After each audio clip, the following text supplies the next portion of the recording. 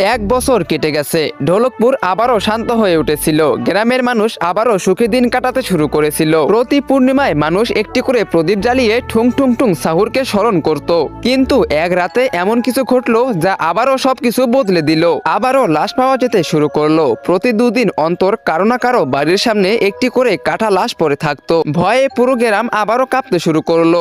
একদিন গ্রামবাসী মহারাজের কাছে গিয়ে কান্নাকাটি করে সব কথা জানায়। রাতে মহারাজ দুই সেনাপতিকে আদেশ দেন, যাও এবং খুঁজে বের করো এই ঘটনার পিছনে কে আছে। কিন্তু সকালে ফিরে এলো শুধু তাদের নিথর দেহ।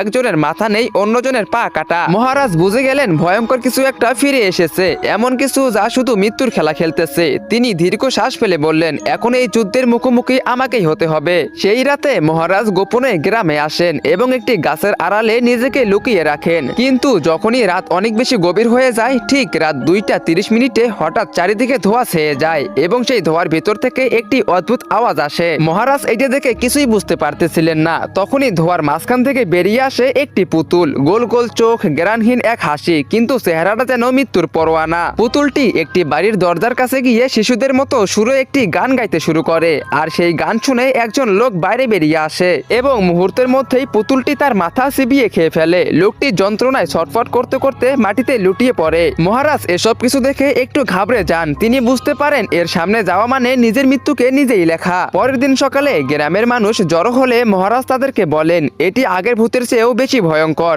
একে শুধু সেই হারাতে পারবে যে আগে থেকেই মৃত্যুকে জয় করে রেখেছে। তো বন্ধুরা, এরপর কি হয়েছিল? গ্রামবাসীরা এবার কাকে ডাকতে চলেছে? কে আসবে আর গ্রামবাসীদেরকে এই পুতুলের হাত থেকে বাঁচাবে? তোমরা সেটা দেখতে পারবে পার্ট 4-এ। পার্ট 4 দেখতে চাইলে ভিডিওতে লাইক করে চ্যানেলটিকে সাবস্ক্রাইব করে